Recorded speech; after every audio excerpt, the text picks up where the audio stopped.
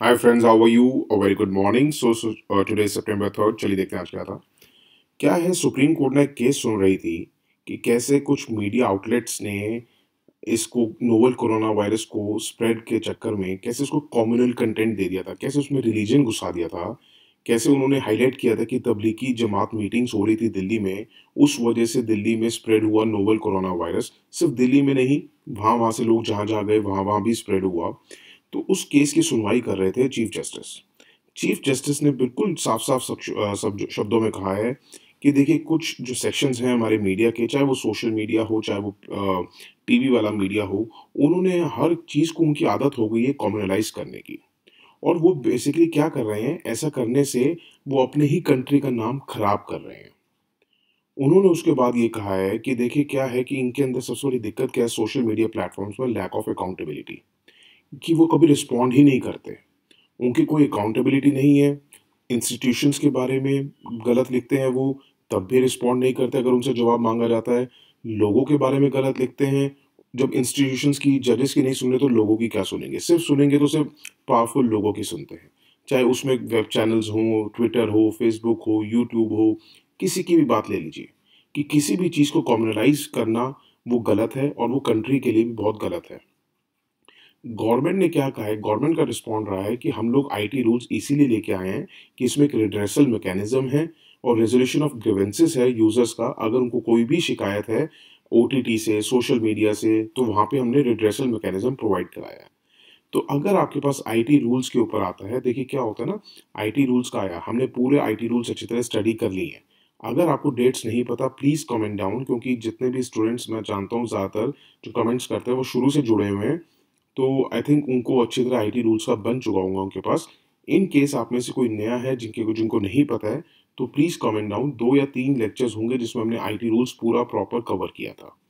उसके बाद क्या होता है, लेटेस्ट लेटेस्ट उसमें क्या रूलिंग्स आ रही हैं, ये इंपॉर्टेंट हो जाता है कि अगर आप आईटी रूल्स के बारे में लिखते हैं कि क्या क्यों ज़रूरी है, क्योंकि उस वक्त आपको पता है ट्विटर ने भी फाइट की थी, कुछ यूट्यूब बोल रहा था, कुछ फेसबुक बोल रहा था कि प्रिवेसी के अगेंस्ट है, ये है वो है।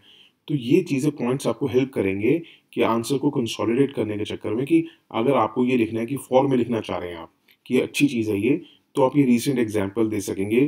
कि चीफ जस्टिस ने भी कहा है कि देखिए, कि कुछ सोशल मीडिया वाले जो हैं वो अकाउंटेबिलिटी लैक करते हैं और वो गलत वहाँ पे कॉम्युनलाइज़ कर रहे हैं चीज़ों को। तो उसके लिए गवर्नमेंट क्या स्टेप उठा रही है, तो फिर गवर्नमेंट का आप ये स्टेप दे सकते हैं। ठीक है, ये आपके आंसर को और कंसोलिडेट करता रहेगा। फिर एक पेज 1 पे था हक्कानी नेटवर्क का। बेसिकली क्या है हक्कानी नेटवर्क, सिर्फ आपको समझाने के लिए मैं बता रहा हूँ। ये ना तो आपके मेंस के लिए ज़रूरत है, ना प्रीलिम्स की ज़रूरत है, बस समझिए। बनाना चाहें तो प्रीलिम्स में आप इसका एक नोट बना लीजिएगा। बट आपको बेसिकली क्या है हक्कानी नेटवर्क पता होना चाहिए। ये क्या है कि एक यूएन डेजिग्नेटेड टेरर ग्रुप है हक्कानी नेटवर्क। आजकल क्या है कि हकानी का इशू, हकानी जो है, जो उसका डेप्यूटी लीडर है तालिबान का। ठीक है, इस टाइम तालिबान का एक पार्टनर है, कॉन्स्टिट्यूएंट है तालिबान गवर्नमेंट में, वो है एक हकानी। हकानी को यूएन ने एक टेरर ग्रुप घोषित किया हुआ है। इंडिया के लिए क्या प्रॉब्लम है हकानी के साथ, क्योंकि इसने इंडियन एम्बेसी पे और हमारे गुरुद्वारों पे अटैक किया था। और इंडियन एम्बेसी में तो सुसाइड बॉम्बिंग जो इन्होंने की थी, क्या नाम है, 2008 में, जिसमें हमारे डिप्लोमैट्स मारे गए थे। और एक अटैक किया था इन्होंने गुरुद्वारा हर राय साहिब, याद रखिएगा, गुरुद्वारा हर राय साहिब जो है काबुल में है। 2020 में भी इन्होंने अटैक किया था। इनका बेसिकली नेटवर्क क्या है हकानी नेटवर्क का, इन्होंने कोलैबोरेट कर रखा है इस्लामिक स्टेट ऑफ खरोसान प्रोविंस के साथ, आईएसकेपी, जो भी एक टेरर ग्रुप है। और ये कैरी आउट कर रहे हैं गुरुद्वारों में अटैक्स। जो हमें अफगान की इंटेलिजेंस ने बताया था कि अफगानिस्तान में जितने भी गुरुद्वारों में अटैक्स हो रहे हैं, वो ये हकानी आईएसकेपी के साथ मिलकर कर रहा है। इसलिए थोड़ा सा इंडिया का इशू है कि हकानी भी इसका कॉन्स्टिट्यूएंट है तालिबान का। तो क्या रहेगा इंडिया के लिए, क्या नहीं, तो हम ज़रूर देखेंगे। लेट, मतलब अभी तो गवर्नमेंट के डिप्लोमेट्स जितने भी, हमारे ब्यूरोक्रेट्स जितने भी हैं, जवाब देने से मुकर रहे हैं। तो उन्हीं के पास कंसोलिडेटेड आंसर नहीं है, तो आपसे क्या एक्सपेक्ट करेंगे वो। थोड़ा कुछ आने दीजिए, विल लेट यू नो।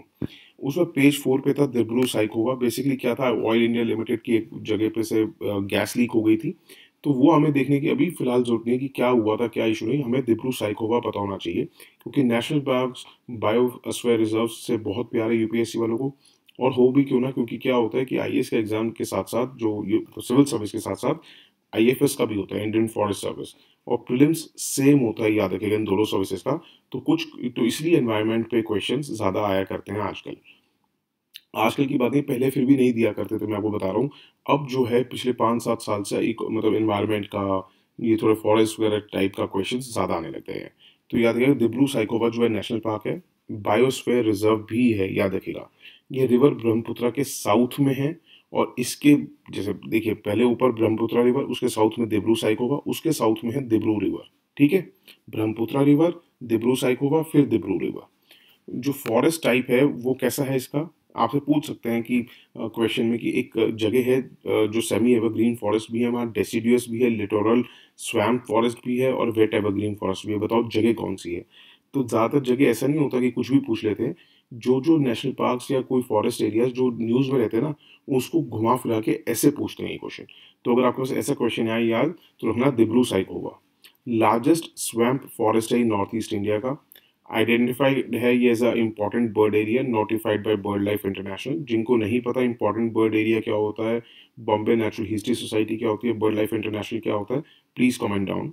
उसके बाद मगुरी मोतापुंग वेटलैंड, याद रखिएगा बहुत इंपॉर्टेंट है, ये पार्ट है रिजर्व का। हो सकता है आपसे पूछ लें कि दिब्रू साइकोवा जो बायोस्फीयर रिजर्व है उनका क्या क्या आता है उसके अंदर, तो याद रखिएगा मोगी मोगुरी मगुरी मोतापुंग वेटलैंड। इस यहाँ पे एक most rare white winged wood ducks और एक फेरल हॉर्सेस देखने को मिलते हैं, ये याद रखिएगा बहुत इंपॉर्टेंट है। उसमें एक एडिटोरियल आपने देखा होगा हाइड्रो पावर प्रोजेक्ट्स के ऊपर था, हम ऑलरेडी 30th को डिस्कस कर चुके हैं, 30th अगस्त को, ज़्यादा डालने की जरूरत नहीं है उससे ज़्यादा। एक मोनेटाइजेशन के बाद तब बहुत बार हमने डिस्कस कर लिया क्या इसके प्रॉस हैं क्या इसके कॉन्स हैं। अगर कोई, मेरे ख्याल से अब तो उसके बाद तो कोई सब्सक्राइबर जुड़ा नहीं है, फिर भी अगर किसी को जाननी है डेट तो प्लीज़ कमेंट डाउन। एक पेज 8 पे था, आपको पता होना चाहिए कि डिप्टी स्पीकर अभी तक इलेक्ट नहीं हुआ है फिलहाल जो करंट लोकसभा है उसका। आर्टिकल 93 ये याद रखिएगा वो क्या है, अगर आपसे पूछते हैं आर्टिकल 93, तो ये it provides for the election of both the speaker and deputy speaker, मतलब दोनों ही इसमें इंक्लूडेड हैं। अगर थोड़ा सा आर्टिकल 93 डिटेल में जाना तो इसका मतलब ये है कि लोकसभा जब भी जल्द से जल्द उनको अपने 2 मेंबर सेलेक्ट कर लेने चाहिए जो स्पीकर और डिप्टी स्पीकर बने। और इन केस कोई भी इनमें से ऑफिस वेकेंट होता है तब भी हाउस को ये होना चाहिए कि जल्द से जल्द स्पीकर या डिप्टी स्पीकर जिसका भी हाउस वेकेंट हुआ है या जिसका भी पोस्ट वेकेंट हुई है उसको चुन लिया जाए। तो ये है आर्टिकल 93। तो ये याद आपको मोटे तौर पर याद रखना है कि it relates to the election of speaker and deputy speaker of Lok Sabha. News में क्यों है, क्योंकि डिप्टी स्पीकर की पोजीशन जो है वेकेंट है फॉर द पास्ट 830 डेज, ठीक है। पेज 10 पे एक था, इंडियन बायोलॉजिस्ट हैं शैलेंद्र सिंह, उनको अवार्ड मिला है बेहलर टर्टल कंजर्वेशन अवार्ड, क्योंकि उन्होंने जो 3 critically endangered turtle conservation species थी उनको एक्सटिंक्शन से बचाया है होने से। तो याद रखिएगा कि ये बेहलर टर्टल कंजर्वेशन अवार्ड क्या है, किसके लिए मिलता है, सिर्फ टर्टल्स के लिए, याद रखिएगा। ये all species of fresh water and terrestrial turtles and tortoises, ठीक है, उनको मिलता है जो इसके में काम करते हैं। इसको प्रेजेंट कौन करता है, मतलब ये बेहलर टर्टल कंजर्वेशन अवार्ड जो है, ये एक्चुअली मिस्टर बेहलर जो है यूएस के थे, ये भी यही काम करा करते थे। तो ये अवार्ड किस कौन कौन प्रेजेंट करता है, इसमें 4 ऑर्गेनाइजेशंस हैं। एक तो है टर्टल, सॉरी 5 है, टर्टल सर्वाइवल अलायंस, ये नोट बना लीजिएगा, बेसिकली लिख लीजिएगा, याद करने की जरूरत नहीं है। जब आप लिख लेंगे तो आप जब भी गो थ्रू करेंगे तो आपको याद रहेगा कि हाँ, मैं पेपर के टाइम पे आपको पॉइंट आउट करने में इजी रहता है। IUCN का tortoise, turtle conservancy and turtle conservation fund, ठीक है, याद रहेगा आपको, बहुत बड़ी बात नहीं है इसमें। ये 4 नंबर याद रखने, 4 पॉइंट्स याद रखने, आप मतलब इजीली रिमेंबर कर सकेंगे उस टाइम, ठीक है। उससे ज़्यादा आज कुछ नहीं था। That's it for today, thank you so much for listening, have a good day, bye, take care, God bless you all.